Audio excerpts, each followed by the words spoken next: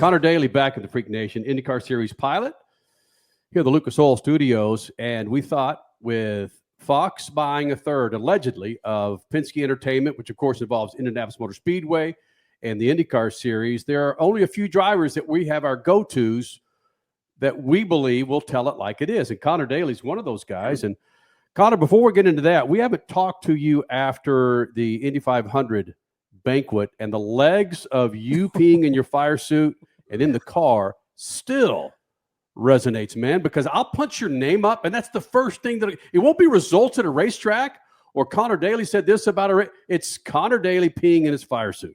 Never in my life have I urinated in my race car until Sunday. I was sitting on the grid and I was like, this is the best car I've ever been in my whole life. Like I'm going to have to pee in this thing. I kid you not. Oh my God. I legitimately urinated in my race car before the race even started. Before the race even started. People asked me, like, when did you do it? I was like, we didn't even start. We sat in there for 30 minutes. Was it because you had to go, or was it excitement? No, I had to go really bad. There you go. I guess we got to hang the banner somehow. It's also become like the best dad joke at the racetrack. Like every person comes up to me and is like, "Hey, you got your Depends on, or you got your Depend on?" I'm like, "I know, I get it. That was a good one. Yeah. So, and I'll take it. I deserve it. I mean, I didn't lie. I was very honest, and I like to be honest with the fans and the folks that enjoy our racing. And I don't know if I want to spill this, but there was a certain teammate of mine who might have done the same thing at another race, but he didn't go public about it. But this does happen apparently more often than not. So when you got to go, you got to go apparently. And I didn't think it would ever happen to me, but it did. Well, here's the deal. I'm much older than you are. Back in the day, I'm talking like the late 80s, early 90s. It happened frequently, especially at the Indy 500. It used to be rookie orientation for the crew members that were brand new. The driver would pee in the seat, and then they would bring the car back to the garages, and the crew member would sit in that pee as the car came back to the garages. I guess that doesn't happen as frequently anymore. That sounds like torture. Honestly, I wouldn't do that to our squad. But yeah, happy to have moved on from that, and happy to have avoided any other situations like that in the future. Freak Nation. His name is Conor Daly, IndyCar Series pilot, joining us here in the Freak Nation. And I think it was Worldwide Technology Raceway 2 or 3 years ago where you joined us in that little freaking cocoon that we're broadcasting from. And you said some things that other drivers weren't saying, which again added to the lore of Daly coming into the Freak Nation. And it's not lost on anybody. I mean, you have a relationship with someone that's one of the higher ups at Indianapolis Motor Speedway in the IndyCar Series. So you've got some insight. And I'm not asking you to go into that type of insight, Conor. But my point is this.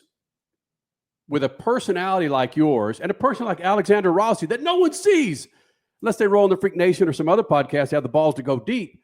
This is the thing that sells and has been selling for years. You guys can drive a goddamn race car. I get it. But Conor Daly, Rossi, Ray Hall, Pelot to a degree, when you can talk and be yourself and sell tickets that way, that's just an added bonus, man. Yeah, I mean, you said a lot there. And I mean, I agree with you. I think there's a lot of personalities in our sport. I think there's a lot of drivers that really haven't been heard enough from yet, for sure. But I think there's also a lot of drivers that are afraid to probably be honest and be, get out there and be themselves, because it no matter what, there are a lot of people that beg for us to be ourselves and be personable.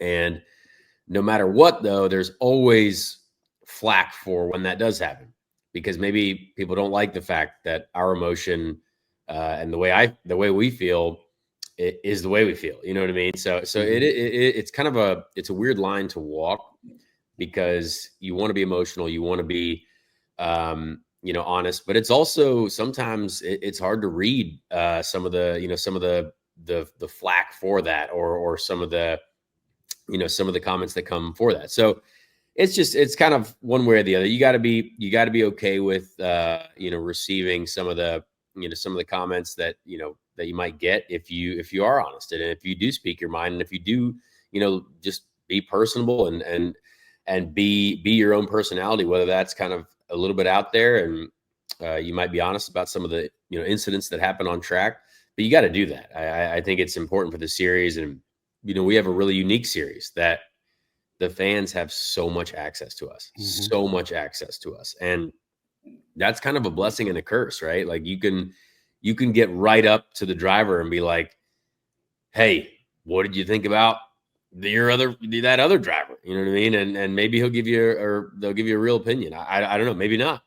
But there's a lot of good banter that goes on between drivers and fans because the fans have access to us, and that's really not NASCAR. There's a little bit, but certainly not as much as I think fans have for us. And then Formula One. I mean, if you see a driver a mile away, I mean, consider yourself a winner.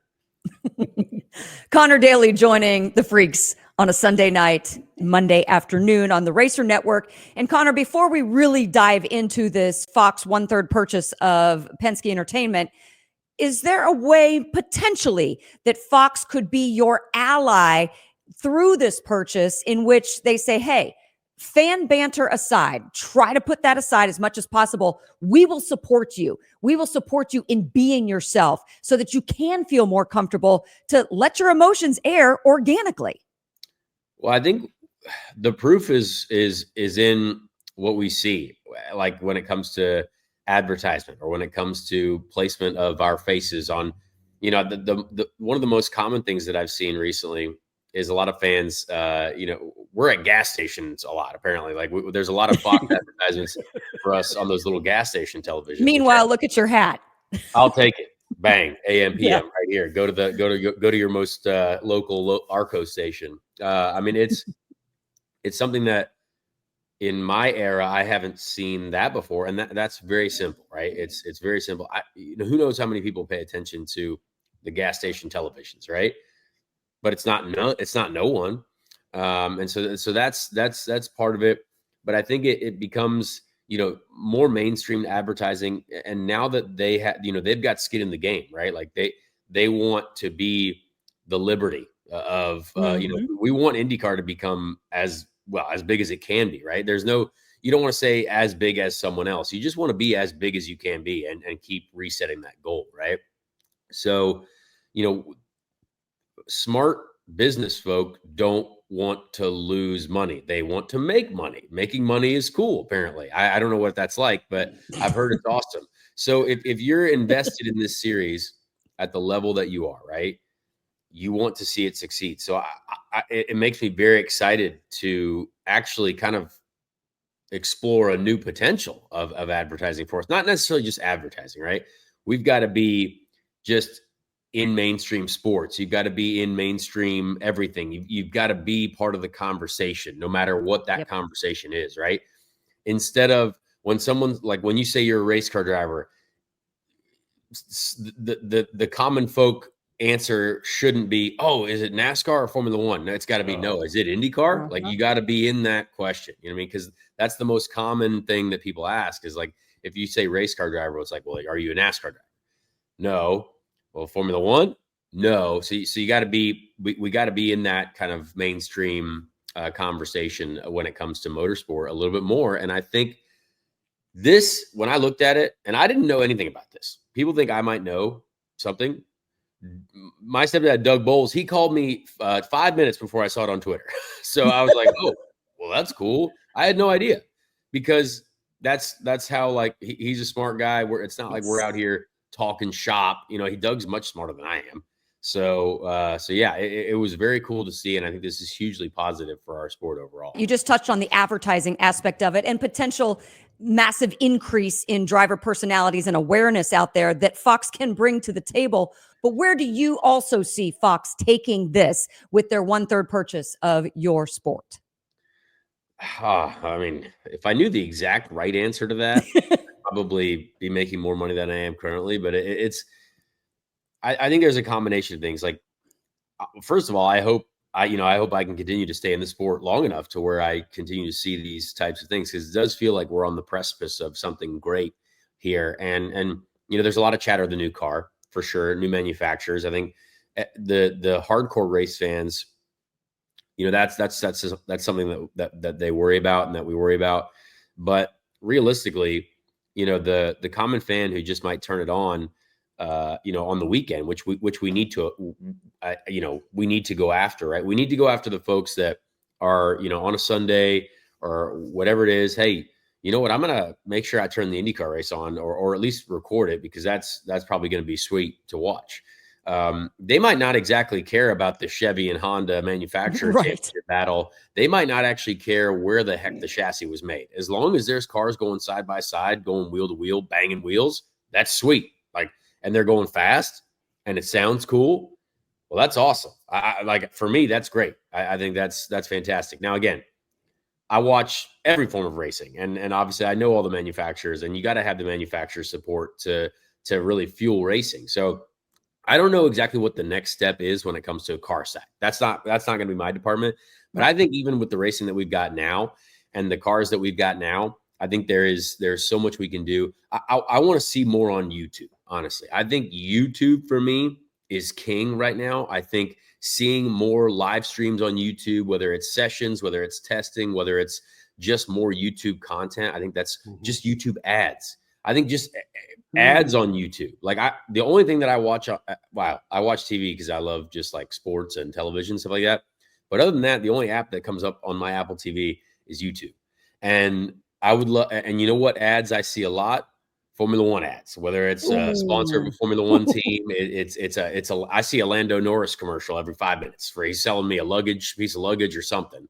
But it's just more mainstream, like, hey, we're going to be on there. You're going to see IndyCar. So at some point during your day, you're going to see an IndyCar, whether it's an ad, it doesn't matter where it is. I just think we need to be at that level. Now, again, it takes money and time, but that's my thought.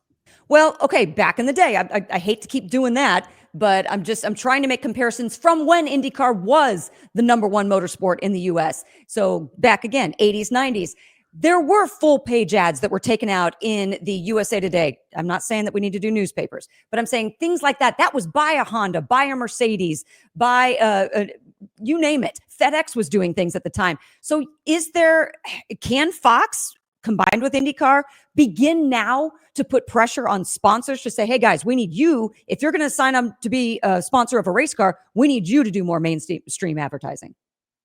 Yeah, that's an interesting question. I think the mainstream advertising for those partners is the IndyCar series, right?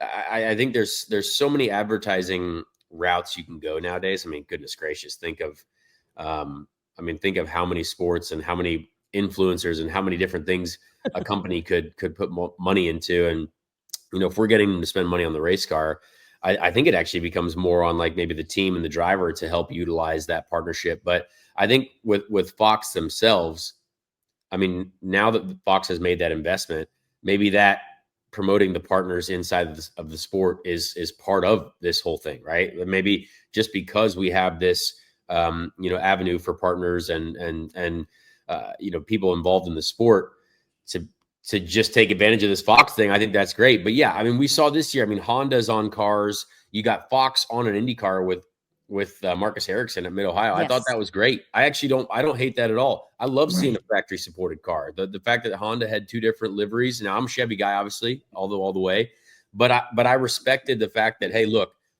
let's just advertise our brand.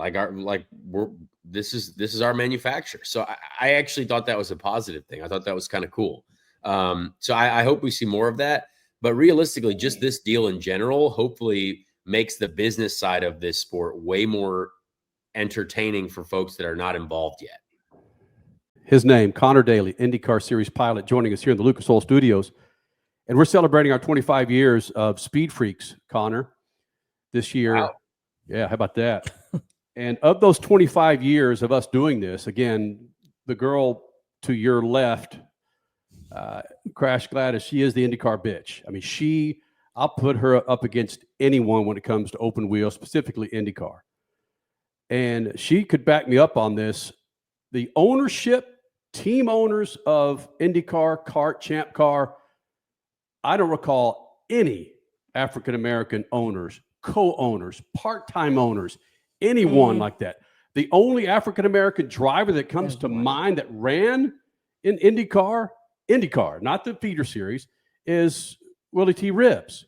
George Mack. George Mack. I was just going to say George Mack. Sorry. I'm Okay. an IndyCar historian.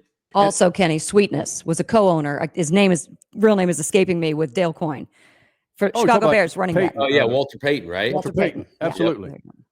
NASCAR, say what you will, has done its best to bring about a diversity program.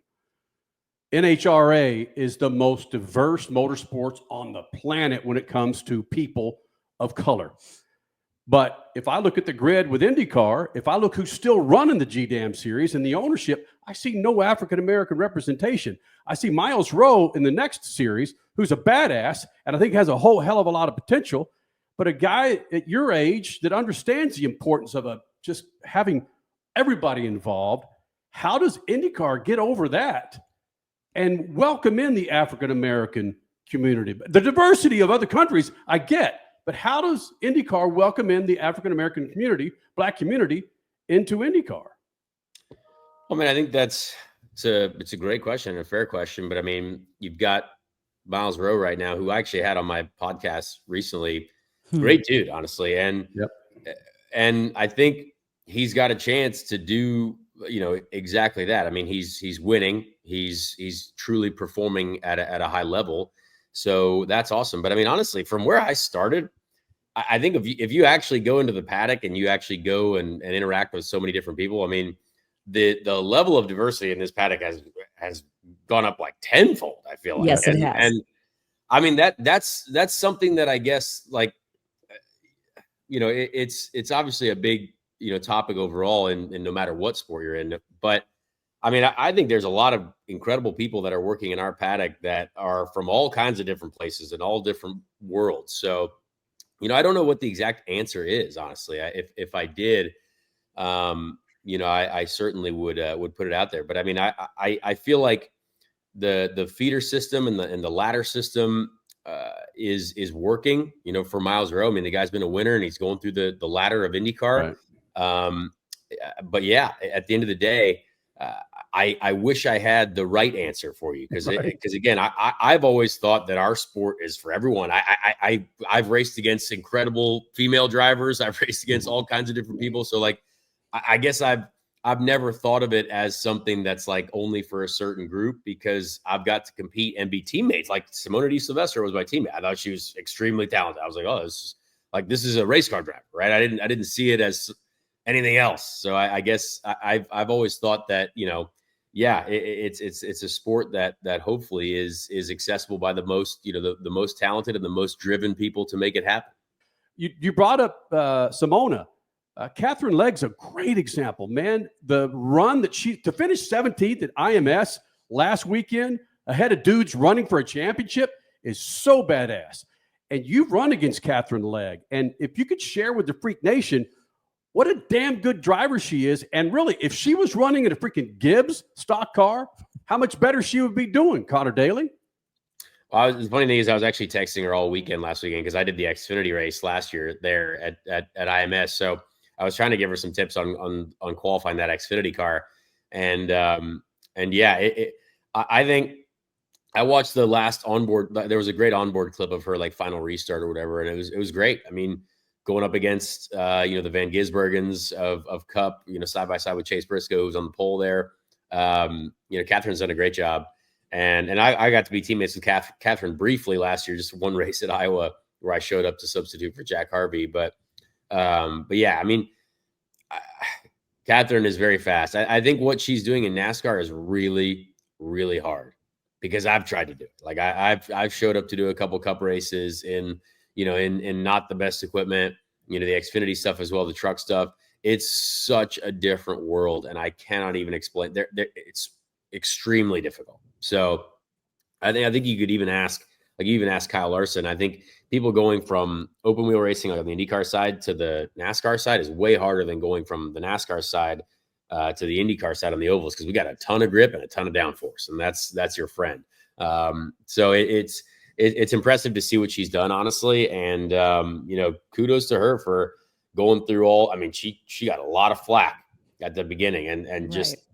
I mean, There are a lot of awful people on the internet. Let me tell you what, it's sad, and boy, is it fun for people to just throw a ton of shade at other people. I guess I didn't grow up being taught to throw a bunch of shade at people, but it was wild to to kind of read some of the comments. But such is the world we're living in currently, and it's impressive for her to kind of bounce back and really start to just strut her stuff in in that Cup car. Conor, okay, before more shade comes from what you just said right there, Indy cars have more grip and more downforce. Oh, let's see the fan base come and say, so you're basically saying Indy cars are easier to drive. Please clarify. Well, I mean, Kyle Larson didn't win the Indy 500, so it's much easier to get in and physically drive them, yes, because that's your friend. But obviously, I think most people would know that there's such a fine art and technique to then perfecting it and dialing it in and understanding what you want. We've seen some of the best from NASCAR and Formula One, Fernando Alonso, come to do the Indy 500, and it's not easy. It might be doable, but it's not easy to go and win. Whereas the Cup stuff and the Xfinity stuff, to get in there, there's a very wide range of both equipment and understanding of the tire, and it's a much different world. So yeah, the IndyCar stuff is very much a fine art, and that's why a very good driver can get in and you can be second off the pace, whatever it is, close, whatever, but it's those last few tenths that are some of the hardest, I think, in the world right now to find in our championship. Freak Nation, again, Conor Daly joining us here in the Freak Nation. We're hitting so many freaking topics in 20 and 30 minutes. Thank you for doing this, man. But a couple of more things. One, I think we're witnessing something very special with Alex Palou. And I'm kind of being funny, but it's the truth. You spend a lot of time behind him, watching him drive and what he does, Conor Daly. From a dude that spent his share of open wheel yourself, what is Alex Palou to IndyCar and to racing in general, and what's he doing that's so special? I wish I knew. That'd be a great secret to find out. I mean, honestly, you've got one of the best drivers in the world with the best team in IndyCar. I mean, those two things right there are, that's how you be successful in the sport. I mean, we saw Lewis Hamilton in the best car with the best team for so long, and he's one of the best drivers and delivers. Same with Michael Schumacher. Same with there's certain drivers that when they're paired with the team, when everything's flowing the right way, there's a lot of continuity. It's just the perfect environment. But obviously the driver still has to do his job. And I've actually Alex Palou's actually done a lot for me personally. When I got fired a couple years ago, I also lost my trainer in the divorce from the team. So I had to find a new trainer, and I basically just decided to ask the best in our sport, which was Alex. And his trainer, he actually agreed to share his trainer with me, which has been awesome. And ever since, I've never been fitter, and this is the best year of IndyCar that I've had. So I feel like it certainly helps overall, but I get to see him working, and his work ethic is incredible, but it seems like it does come easy for him. It looks like everything is going right. He's got some God-given ability that is incredible, and he's got a team that understands exactly what he wants, and that's what you need in racing. It's a very simple equation. Very good driver, very good team, continuity, success. And that's just kind of what it's got. And Chip Ganassi Racing will do whatever it takes to be successful. And that's motorsport math. That's easy. You're self-deprecating. You'll hammer yourself. You're humble. So answer this honestly, Conor. If you were in Alex Palou's car, where would you be finishing, Conor Daly? Oh gosh, well that's impossible to say. I'm not going to say anything about myself, but I think I actually had this conversation the other day. It would just be cool to just to try it. I'd love to try it. I mean, I think it would certainly be, every driver has such a different style, right? You even see Scott Dixon right now struggling, kind of not struggling, but in this era of car, right? The Aeroscreen era, the little bit heavier car. Scott Dixon, isn't the most dominant we've ever seen him be. Now he's still winning races, of course, because he's Scott Dixon. He's a legend. But, I've had him on my show and I talked to him and he's like, yeah, Alex is just really good at, at being able to, drive this car at the exact capability that it needs to be driven. So I certainly, every driver dreams of driving a Ganassi car at some point, I think, in their career. So it'd be cool. And you know what? I'm going to dream as if it would be this beautiful ride and there's sunshine and rainbows and flower and just happiness everywhere. But yeah. Would you be whooping Pato Award's ass? You know what? I can't say, but I certainly think I'd be in the fight. Yeah. There you go. I certainly was bringing it to him in my car currently. So I on the oval. So yeah. Yes, it has been fun watching you this year. It's been really good. Now, Conor, a couple times you've referenced on my podcast. I want you to, of course, advertise that as well. But it is your podcast, Speed Street. Got it. Speed Street podcast. Wow. Is affiliated with Dirty Mo Media. That, of course, is Dale Jr.'s company. He is a former NASCAR driver, NASCAR announcer. When this Fox announcement came out this week, what were some of the texts you were getting from the NASCAR side? Is there a little bit of fear in the NASCAR huddles in that, oh, wait, we're also a Fox affiliate. What's going to happen with us? To be honest with you, I got zero texts, so I don't know. But I mean, I think that motorsport growing in general, like the whole, everyone says this so many times, the rising tide raising all ships thing. Yes. I really don't find that to be inaccurate. Like, I think that's totally true. I think there are more people caring about racing than certainly I've ever seen in my lifetime. And I was very young in the early 90s when IndyCar was booming and before the split. So I can't really remember that, but it just feels like motorsport is popping. I mean, yeah, I think NASCAR is honestly doing a great job as well. I think what they've done, I think they get such a solid core number of viewers, no matter what network they're on.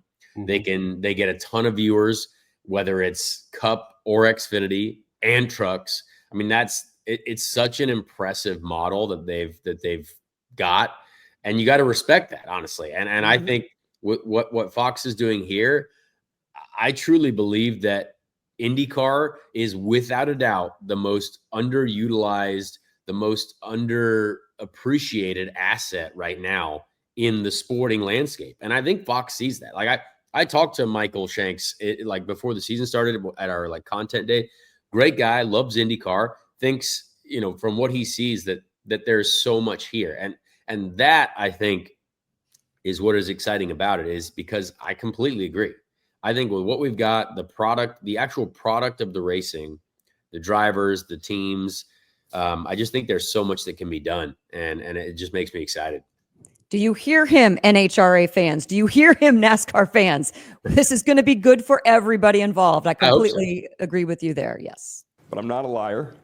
Oh, stop it. Oh, was that Joseph? Oh, yeah. But I'm not a liar. Kenny. What? I'm being honest. You don't agree? No, you are. No, I know you're being honest. Kenny's trying to stir the pot. What? I would never do that. Hey, do you still seek advice from your old man? Oh, Dad. I mean, mm-hmm. He stays far away from the racetrack. I think he does like speaking gigs on cruise ships. He's trying to explore the world.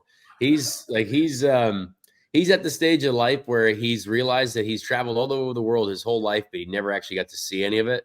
So it's one of those things that I respect what he's doing. He's just getting out there, living, checking some places out. He often sends me and my brothers in a group text just photos from a new place, and I don't know where it is, but he's going for it. But he still calls me after every race. He still definitely pays very close attention to what's going on. And I mean, I think we're at the level now to where we just kind of just talk about racing, and he understands the struggles that we're dealing with. He knows he knows what's going on. He can see it, and so we just kind of talk about, well, hey, how do we get this to the next level? How can we get our squad in general to to just be the best we can be? And so he still cares for sure.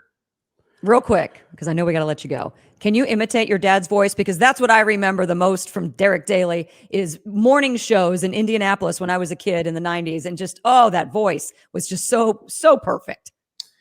You know what? I wouldn't do it justice. I wouldn't do it justice, nor would I want to embarrass myself currently. So he's doing a great job. I wish he did more television, honestly. Right. I know. I agree. know. I agree. Okay, that's your job now, is to go back to Eric Shanks and say, my dad's pretty good at this stuff. Can you just get him in? Everybody loves his Daly voice tech anyway. segment. Yeah, the Derek Daly technical segment. Yeah. Yes, We'll get him one of those cutaway cars and he'll just get into it. He'll Larry Mack the IndyCar side. Okay. Hey, pimp your Dirty Mo podcast. Oh yeah, it's the Speed Street podcast. I host it with Chase Holden. We put out a show every Wednesday morning. So if you want to check it out, please do. It's on, Apple, Spotify, basically anywhere you can consume podcasts. YouTube as well. My YouTube channel, Conor Daly 22.